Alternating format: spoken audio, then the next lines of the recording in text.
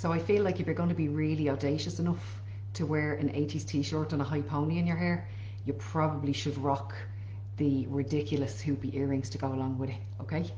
So just want to share that with us.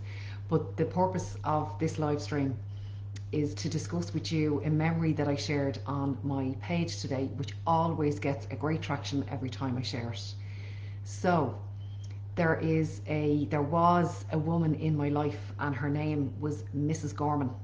She was my Nanny Connolly's friend, and my Nanny Connolly passed away before I was born.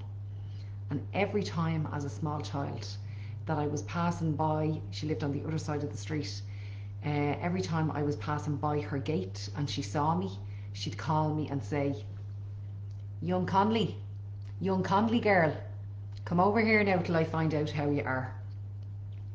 She always took a great interest in me personally, what was going on in school, how was sport going, how was your other nanny, how your cousins and your aunties and your uncles. She just cared. She really, really cared. And I always used to look forward to seeing her, and I always sat up a little bit straight or walked a little bit taller, and I used to use my phone voice to make sure that I was speaking clearly and articulately to Mrs. Gorman, because at the end of the day I really, really respected her, and she commanded that respect, which I really, really admired. So fast forward many, many years, and I'm married and I have my first child, and we're struggling financially because I had to give up my career, and obviously our mortgage was based on two salaries at the time, and I'm looking after my son, and I'm in the garden with him and I'm holding him in my arms, and my son was very, very ill back then, and we really are lucky to have him, but you're lucky he's as strong as an ox now. You all see him online all the time. So she called me, young Connolly girl, come over here and let me see that child. So I went over to Miss Gorman. We stood at the gate, and I was really down on myself at the time. I wasn't in a really good spot, and she says, so how are you? And I said, I'm not great, Mrs. Gorman. You know, I'm really struggling financially, and you know, we're living a good bit away from the family, and Jamie's really sick, and you know, Neil and I are arguing, and I just was going on and on and on and on with a very long list of things that weren't going right. And she listened, and she said, who told you that this was going to be easy? Who told you that? And I was like, oh, she's giving out to me. I was waiting for, there, you'll be fine. You know, now some of us need kid gloves every now and again, but some of us need a little bit of straight talking. And that's what we call in these parts a kick in the arse and a kiss in the cheek at the same time. And I said, well, nobody said it was going to be easy, Mrs. Gorman.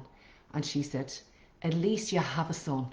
Some people don't have sons. Your son will get better, and you will always be able to earn money. And everybody's marriage is hard. Nobody said it would be easy. Now you get yourself together, girl, and you rear that child, and you sort that marriage out. You sort those finances. And I was like, oh my God. I felt like I'd been punched in the stomach. But I really, really appreciate that conversation that Mrs. Gorman had with me that day, because everything is energy, and what we focus on expands. If I was only focusing on all of the things that were going wrong for me back then, I would still be in that dark, horrible place. But from that moment forward, it was a defining moment in my life whereby I was able to switch my thinking. Now, I was able to do that many times before, and I've done it many times since. But sometimes we need the kick in the arse to show us a little bit of cop on, and a little bit of streetwise, and a little bit of straight talking. So, unfortunately, Mrs. Gorman is no longer with us. She must be past now. I'd say it must be 10 years. And you know, I miss those conversations, and I love seeing her family online and chit-chatting and all them things and staying in touch with them. It's great.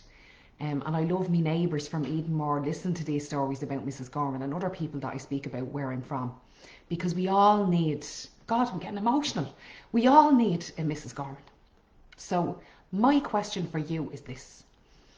Have you ever been in a situation like that, whereby somebody has had a good, straight talking, inner city conversation with you for you to see the wood for the trees and for you to wake up and smell the coffee? I want you to share that story with me, so we can inspire other people. Because there's Sharon Clinton saying, thank you, I just needed to hear this today.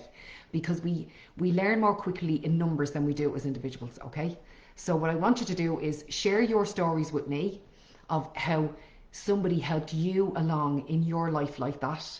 Or if you did an act like Mrs. Gorman did for me that day, if you ever had a straight talking conversation with somebody whereby you put manners on them and they were able to see the wood for the trees, I would be absolutely over the moon if you shared that information with me, and I look forward to reading it later on the page. Take it easy. Slán.